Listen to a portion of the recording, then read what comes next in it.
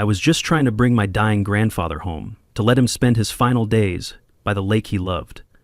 But the moment I pulled into the driveway, I saw a man changing our locks, and a woman with a clipboard smirking like she owned the place. Abandoned property, she called it. She didn't care that the owner was still breathing, still fighting, still asking to see the sunset one last time. Within 48 hours, they'd slapped violations on the porch, blocked hospice access, and threatened legal action if I stepped out of line. And just when I thought it couldn't get more twisted, I found something buried in his old map drawer. Something that made me realize this wasn't about flowers on the porch or paint colors. It was about power, land, and legacy. Now I had a choice: walk away quietly, or make sure they remembered exactly whose land they were standing on. The call came on a Thursday afternoon while I was neck deep in a data visualization project for a major environmental nonprofit. "Jimmy?" My mom's voice cracked over the phone. "It's Grandpa Bob. He's in the hospital." I felt my stomach drop as I stared blankly at the colorful charts on my computer screen, suddenly meaningless compared to what I was hearing. "The doctors are saying," her voice broke again, "they're saying it might not be long." I was on the road within the hour, my laptop hastily packed alongside a week's worth of clothes, driving the 4 hours from Chicago to Pine Lake, Michigan, with my mind racing between memories and worst-case scenarios. Grandpa Bob's lakeside cabin had been my summer sanctuary throughout childhood, the place where I'd learned to fish, to swim, to appreciate the quiet beauty of nature away from city life. Now, at 32, I was racing back to it under the darkest of circumstances. The cabin looked exactly as I remembered it, a modest 2-bedroom structure with weathered cedar siding and a sprawling porch that faced the crystal waters of Pine Lake. What had changed, however, was everything around it. When I was a kid, Grandpa's property had been surrounded by woods and a few scattered summer homes. Now, it sat like a defiant time capsule amid the manicured lawns and McMansions of what appeared to be an upscale gated community called Pine Shores. The contrast was jarring, his natural, rustic homestead looking increasingly out of place among the cookie-cutter luxury homes with their stone facades and 3-car garages. I parked my Subaru in the gravel driveway, noticing how several neighbors slowed their luxury SUVs to stare as they passed. One woman in a white Mercedes actually stopped completely, lowering her designer sunglasses to give me and the cabin a disapproving once-over before driving on. The cabin's interior was exactly as Grandpa had always kept it, immaculately clean but steadfastly rustic. Knotty pine walls covered in old fishing photos, the same plaid furniture that had been there since the 1970s, and the faint smell of wood smoke that never quite left, no matter the season. After dropping my bags, I headed straight to Northern Michigan Regional Hospital, where I found my grandfather, a shadow of his former robust self, connected to various machines. Despite his condition, his eyes lit up when I entered the room. "Jimmy," he rasped, reaching out a hand mottled with age spots and hospital bruises. "You didn't need to come all this way." But we both knew that wasn't true.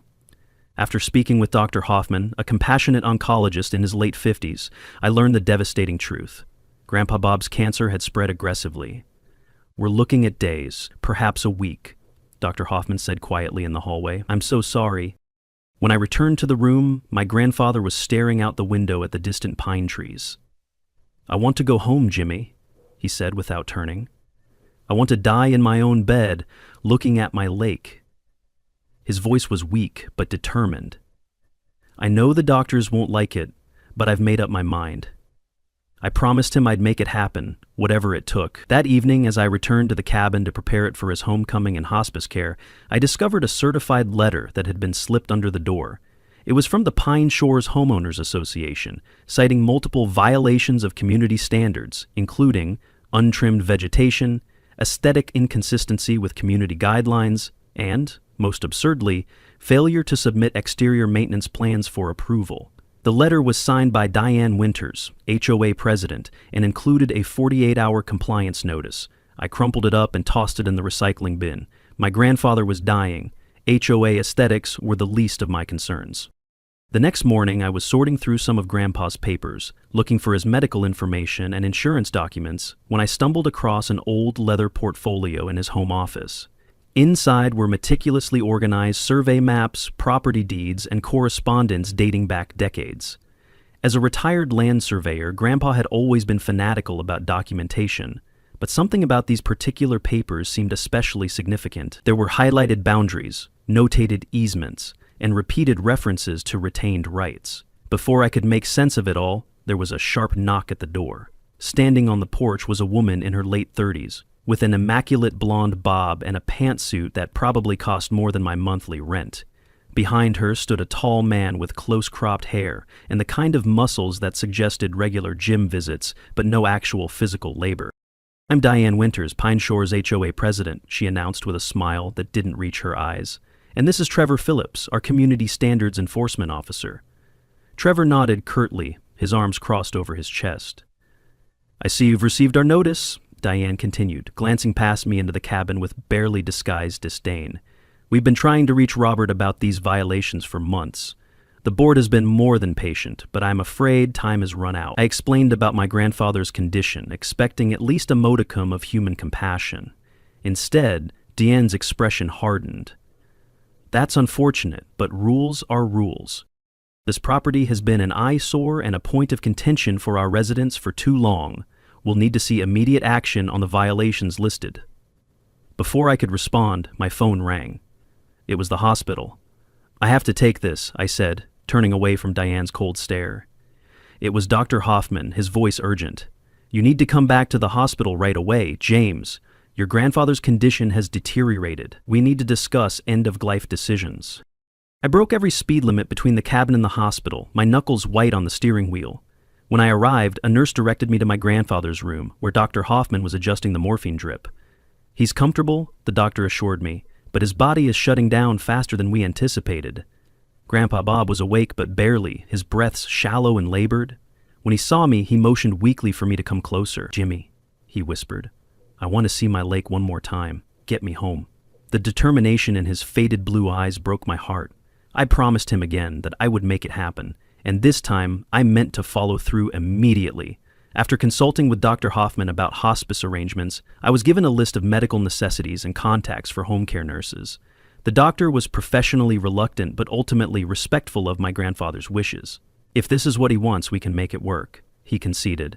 "But we need to move quickly. I'll make the calls to set up hospice care."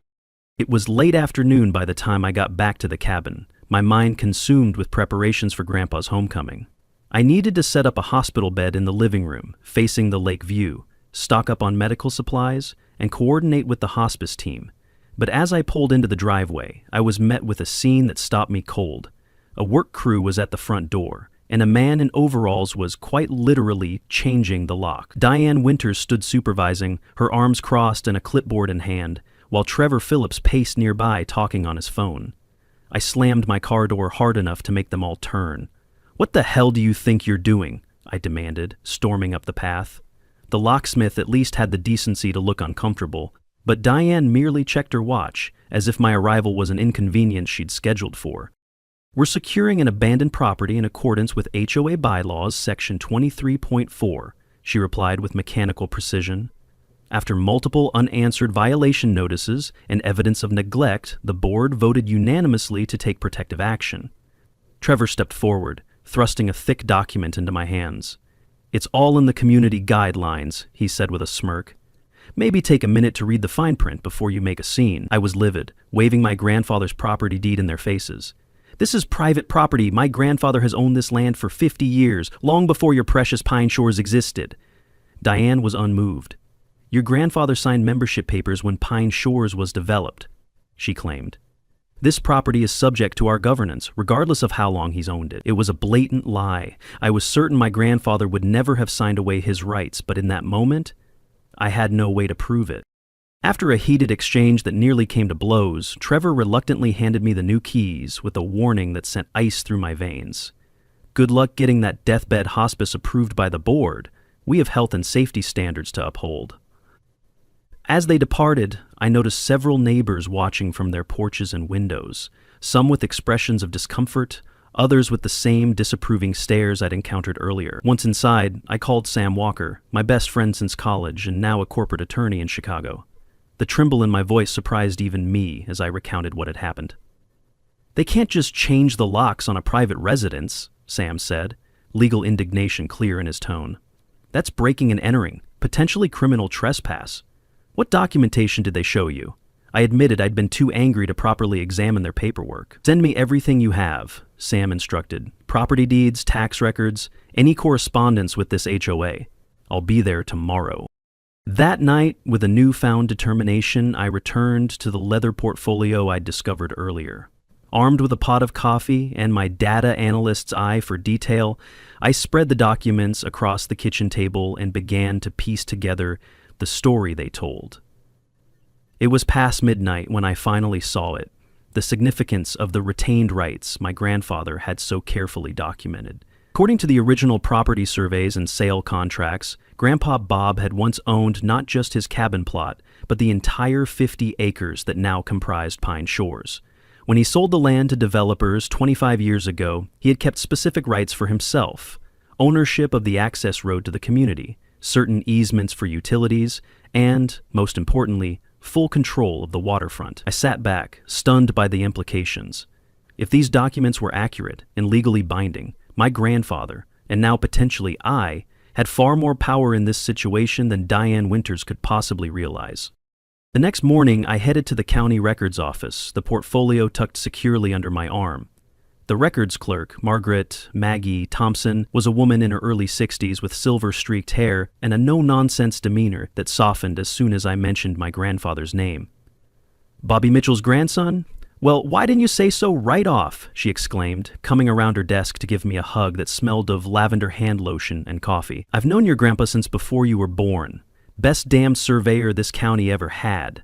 I explained what I'd found and what was happening with the HOA.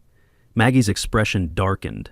"Those Pine Shores people have been after your grandpa's property for years," she confided, lowering her voice, though we were alone in the records room. "Let me pull the official county records and we'll see if what you found matches up." Hour after hour, we compared documents, traced property lines, and confirmed legal language. By afternoon, we had our answer. My grandfather's retained rights were ironclad, properly filed, and legally enforceable. Before I left, Maggie introduced me to Emily Davis, a young environmental lawyer who happened to be researching water rights for a separate case. When she heard my situation, her eyes lit up with professional interest.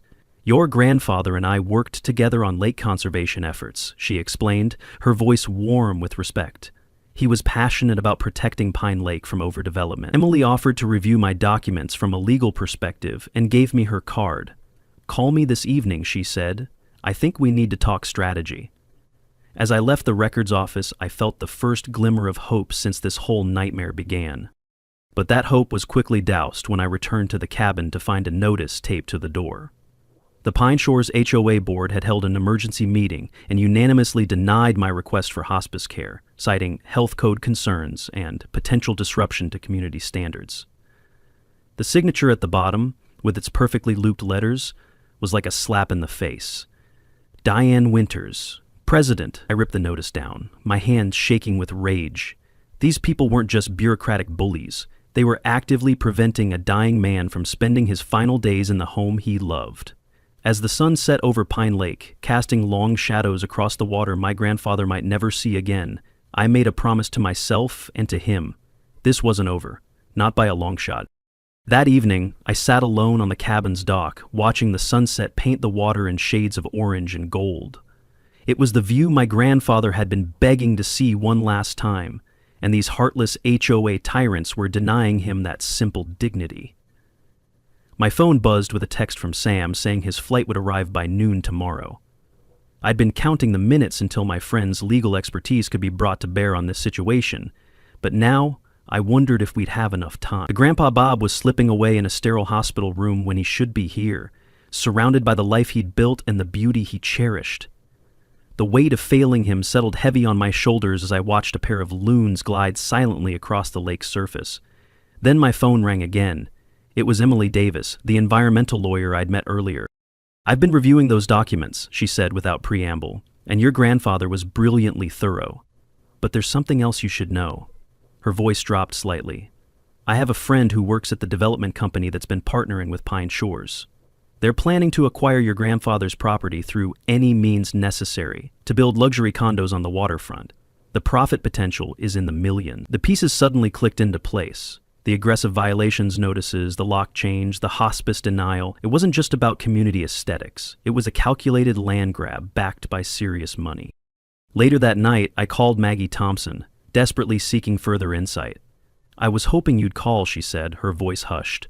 "There's something your grandfather left with me years ago, for safekeeping. He said if things ever went south with those Pine Shores vultures, I should make sure you got it." We met at the records office after hours. Under the ghostly fluorescent lights, she handed me a sealed envelope with my name written in my grandfather's distinctive draftsman's script. Inside was a letter outlining exactly what he feared might happen after his death, along with a comprehensive legal strategy he'd developed years earlier. It was as if he'd seen all of this coming: the HOA's aggression, the development plans, even their tactics. The final page contained a simple message that brought tears to my eyes. "Jimmy, remember what I taught you about standing your ground. This land isn't just dirt and trees. It's our family's heart. Don't let them take it without one hell of a fight." By morning, my rage had crystallized into resolve. I met Sam at the airport, and we headed straight to a local diner where Emily was waiting with Mike Reynolds, a local contractor and longtime friend of my grandfather. Over eggs and bottomless coffee, we laid out what we knew and began formulating a counter-strategy. Sam's legal expertise, Emily's environmental knowledge, Mike's construction background, and my data analysis skills formed a powerful combination. "What's fascinating about these retain rights," Sam observed, examining the documents, "is how specifically your grandfather anticipated potential conflicts. These aren't standard legal clauses. They're custom-designed protective measures."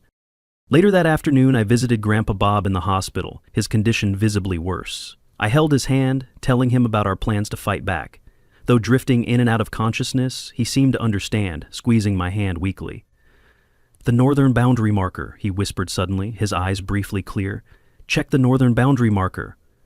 Before I could ask what he meant, he'd fallen back into a morphine-assisted sleep. Dr. Hoffman stopped me in the hallway with grim news. "We're looking at hours now, not days.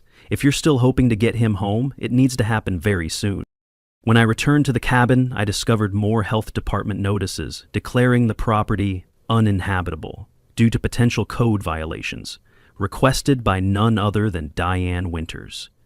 Security footage showed Trevor Phillips attempting to enter the cabin after dark.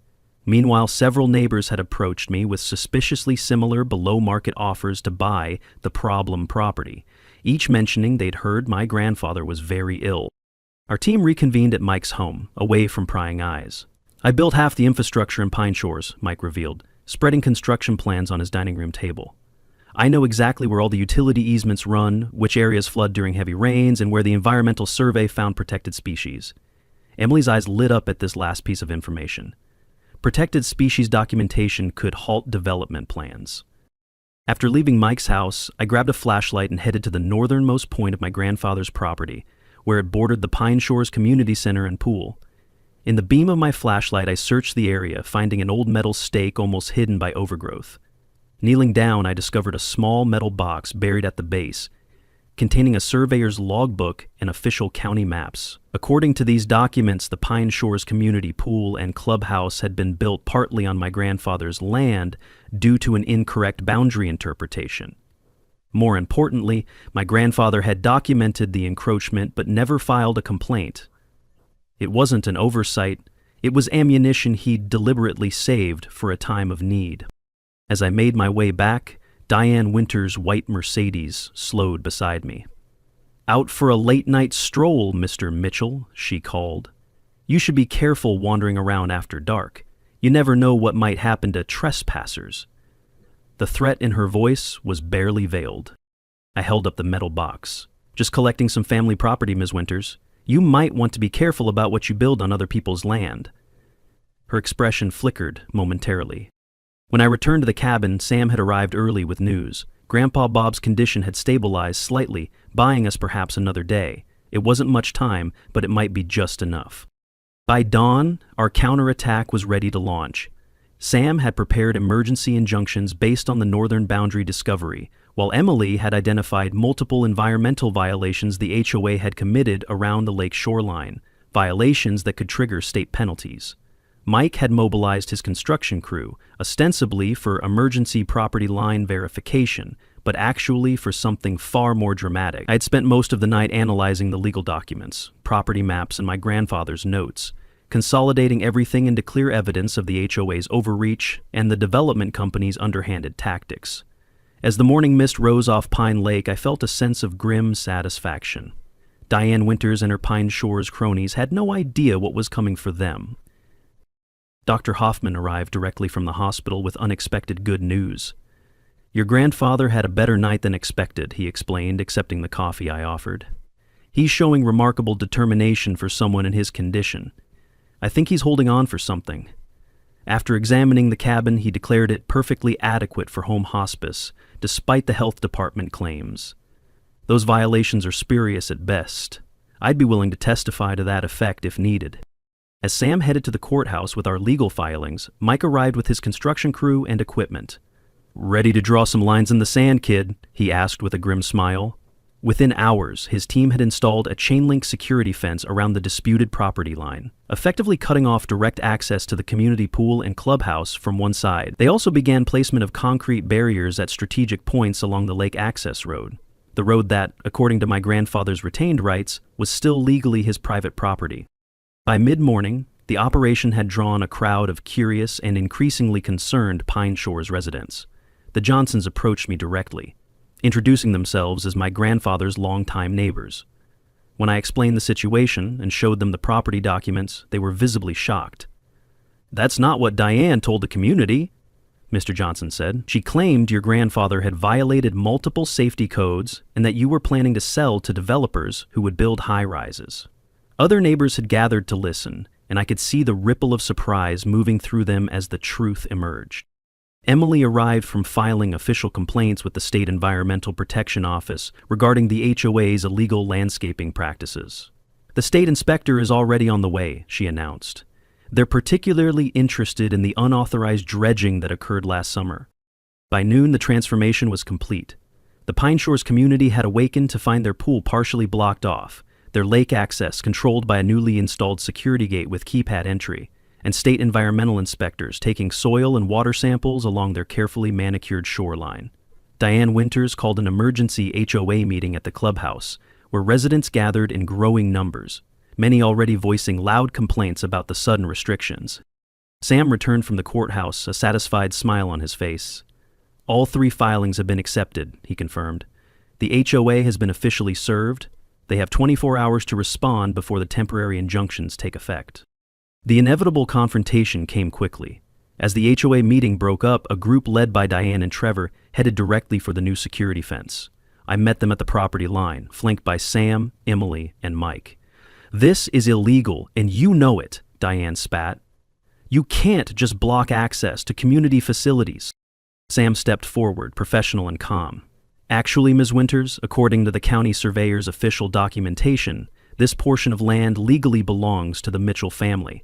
Your community pool was built partially on their property without proper authorization. We've filed the appropriate legal challenges, which you've now been served with." The arrival of Sheriff Wilson's patrol car halted Trevor's aggressive advance. "Until the court makes its determination, these barriers stay in place if they're on what might be Mitchell property. That's the law," the sheriff stated firmly. Throughout the afternoon, several homeowners approached Austin with individually, sharing stories of the HOA's increasingly strict and arbitrary enforcement of rules. Emily collected their contact information, suggesting that a unified response from homeowners might be more effective than individual complaints. That evening, as the sun set over Pine Lake, I sat on the dock processing everything. My phone buzzed with an unknown number. "Back off now," a voice growled, "or we'll make sure your grandfather never sees his precious cabin again." When I returned to the cabin, spray-painted across the front door in angry red letters were the words, "Sell or else." Standing there in the gathering darkness, looking at this desecration of my grandfather's beloved home, something shifted inside me. This wasn't just about property rights anymore. It was war. The morning after the vandalism, I made 2 crucial decisions. First, I reinstalled my grandfather's old security cameras, updating them with modern wireless capabilities that allowed remote monitoring. Second, I called Dr. Hoffman and authorized him to begin preparations for moving Grandpa Bob home, legal permissions or not. The hospice team is on standby, he assured me. We can have everything in place by tomorrow afternoon if the situation with the HOA is resolved. That was a big if, but I was now more determined than ever to make it happen. After the threatening phone call and the vandalism, Sam had advised filing a police report, which Sheriff Wilson took with grave seriousness. Threatening a dying man's family crosses a line, he said, examining the spray paint on the cabin door. I'll increase patrols in the area and look into who might have made that call. I didn't tell him I already had my suspicions. I wanted concrete proof first. That proof came sooner than expected. Just after midnight, the security cameras captured Trevor Phillips approaching the cabin with another can of spray paint. His face was clearly visible in the infrared lighting as he began to vandalize the side of the building with more threatening messages. I called Sheriff Wilson immediately, watching the live feed as Trevor continued his handiwork, oblivious to the fact that he was being recorded. By the time the sheriff's patrol car pulled up, lights flashing, Trevor had completed a particularly vulgar suggestion about what I could do with my grandfather's property. His arrest was captured in perfect high definition, from his initial attempt to flee through the woods to his ultimate surrender when the sheriff's deputy cut off his escape route. What the cameras also captured, just before Trevor's arrival, was a white Mercedes stopping briefly at the end of the driveway, a figure that was unmistakably Diane Winters, leaning out to speak to Trevor before driving away. The following morning, Pine Shores was abuzz with the news of Trevor's arrest. Sam had learned through his legal contacts that Trevor had quickly implicated Diane, claiming she had orchestrated the harassment campaign in exchange for promising him a management position in the future lakefront development. Emily arrived with even more ammunition. The state environmental inspectors had found multiple serious violations in how the HOA had altered the shoreline, potentially causing harmful runoff into Pine Lake. They're facing tens of thousands in fines and mandatory remediation costs, she reported with satisfaction. And guess who signed off on all the unauthorized landscaping work? Diane Winters, with her special exited approval stamp, bypassing proper environmental review. We now had Diane cornered legally on multiple fronts, but I wanted more than just legal victories. I wanted the entire community to see exactly who they had put their trust in. With Sam's guidance, I called for a community-wide meeting at the local town hall, neutral territory away from both my cabin and the Pine Shores clubhouse. The turnout exceeded our expectations. Nearly every Pine Shores resident attended, along with several local officials, curious neighbors from nearby properties, and even a reporter from the county newspaper who'd caught wind of the escalating dispute. Diane arrived fashionably late, her usual poise slightly strained around the edges. She took a seat in the front row, pointedly ignoring me as I stood to address the gathered crowd. "Thank you all for coming," I began, trying to channel my grandfather's straightforward dignity. "I know many of you have questions about what's happening with the property lines, the access restrictions, and, of course, last night's arrest. I think it's time we put all the facts on the table." Over the next hour, with visual aids prepared using my data visualization expertise, I laid out the complete timeline of events. My grandfather's original ownership of the entire 50 acres that became Pine Shores. His careful retention of specific rights when selling the development land. The documented boundary errors that had resulted in community facilities being built partly on his property, and the increasingly aggressive attempts by the HOA leadership to force him out. My grandfather never corrected the boundary error, I explained, not because he didn't notice it, but because he believed in being a good neighbor. He allowed your pool and clubhouse to remain partially on his land without complaint for 25 years. I paused, letting that sink in before delivering the knockout. What he didn't know was that certain individuals were planning to use his illness and eventual death as an opportunity to seize his property for personal profit. Diane stood up abruptly. "This is slander. I've only ever acted in the best interests of Pine Shores and its property values." That was my cue. I nodded to Sam, who started a video projection on the wall behind me. It was footage from a security camera installed near the lake shore. Footage that clearly showed Diane meeting with representatives from a development company on what was unmistakably my grandfather's property. Their conversation, enhanced with professional audio equipment, was damning. Discussions of getting the old man out and fast-tracking the permits once we have possession. More devastating was Diane's clear statement: "My commission on this deal will set me up for life, and the board members who've been supportive will receive appropriate compensation for their cooperation." The room erupted in shocked murmurs as Diane's face drained of color. But I wasn't finished yet. "There's one more thing you should all know," I continued when the noise had subsided. When my grandfather sold the land for Pine Shores to be developed, he included a special clause in the contract. I held up the original document, its legal language highlighted in yellow. If any attempt was ever made to interfere with his quiet enjoyment of his property or to forcibly incorporate his cabin into the HOA, the entire sale would be subject to review and potential reversion. The implications hung in the air like a thundercloud. In simple terms, if the HOA continued its harassment, my grandfather and now I would have legal grounds to reclaim ownership of the entire development property. This was the nuclear option my grandfather had created but never deployed, his ultimate insurance policy against exactly the kind of predatory behavior we were now witnessing. The community reaction was immediate and powerful. Residents began firing questions at Diane about HOA funds spent on legal consultations regarding the development deal, about inflated maintenance fees that seemed to disappear into administrative costs, about the true motivations behind the increasingly strict enforcement of community guidelines. One elderly resident stood up shakily, pointing a finger directly at Diane. "You told us James Mitchell was trying to sell to developers who would build high-rises. You said his grandfather had agreed to join the HOA. Were those lies too?" Diane's carefully constructed facade was crumbling in real time, as more residents began sharing their own stories of intimidation and arbitrary rule enforcement. When she attempted to leave, Sheriff Wilson stepped forward. "Miss Winters, in light of new evidence connecting you to last night's vandalism and threats, I'm going to need you to come down to the station to answer some questions." As Diane was escorted out, still protesting her innocence, the mood in the town hall shifted. Residents who had been eyeing me suspiciously were now approaching with apologies and expressions of support for my grandfather. The Johnstons organized an impromptu vote of no confidence in the current HOA board, which passed overwhelmingly. Others began signing Emily's petition for a full financial audit of the HOA's accounts and a review of all recent rule changes and enforcement action. In the midst of this community transformation, my phone rang. It was Dr. Hoffman, his voice grave. "James, you need to come to the hospital right away. Your grandfather's taken a turn for the worse. If you want him to see his home again, it needs to be now." As I rushed for the door, Sam caught my arm. "Go," he said firmly. "We'll handle things here. Just go be with him." Emily nodded in agreement, already organizing residents into committees to address immediate concerns. As I drove toward the hospital, emotions warring inside me, my phone kept buzzing with messages of support from people who had been strangers or even adversaries just hours before. The hospital corridor seemed endless as I ran toward my grandfather's room.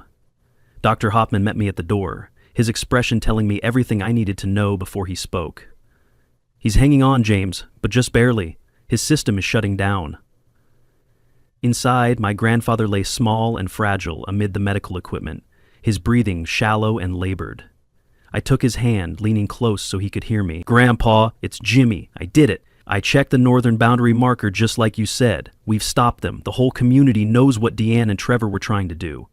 His eyes flickered open, recognition and something like pride briefly illuminating his gaze. "The North Stake," he whispered, the ghost of a smile touching his lips. "You found it." Then, with effort, he added, "Take me home, Jimmy. I want to see my lake." In that moment, I knew nothing would stop me from granting his final wish. Dr. Hoffman moved with remarkable efficiency, expediting discharge papers and coordinating with the hospice team. Mike arrived with his truck, having customized the bed with padding and supports to transport my grandfather as comfortably as possible.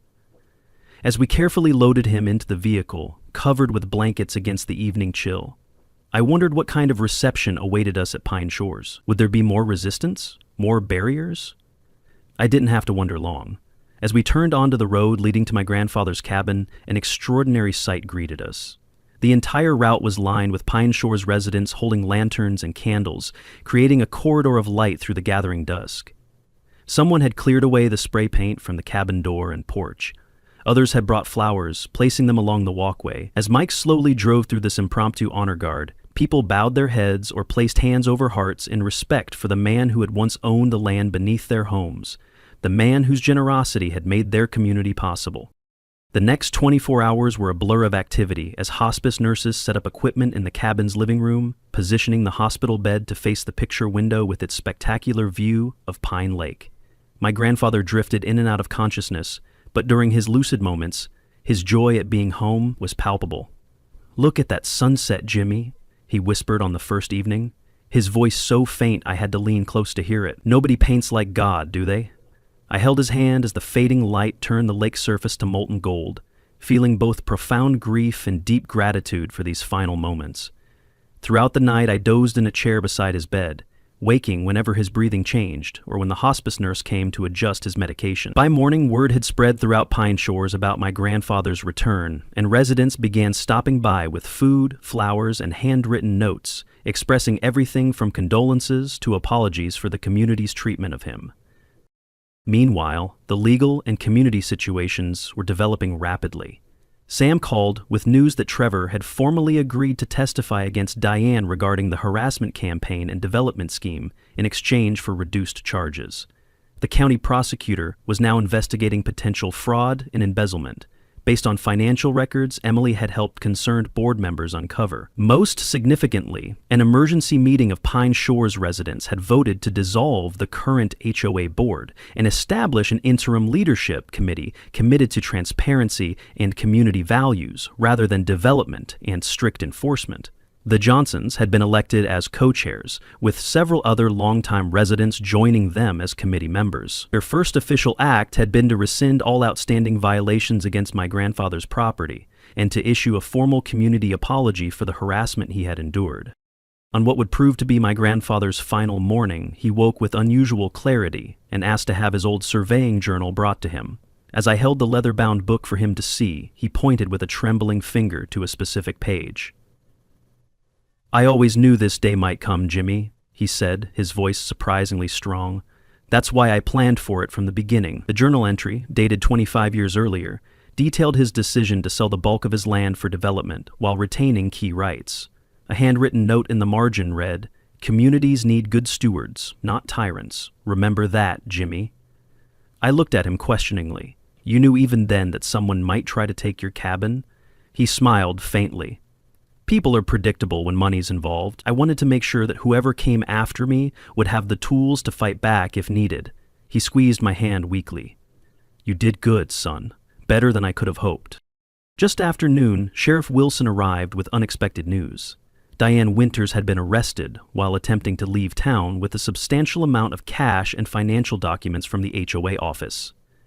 "She was headed for the Canadian border," he explained, standing respectfully at the foot of my grandfather's bed.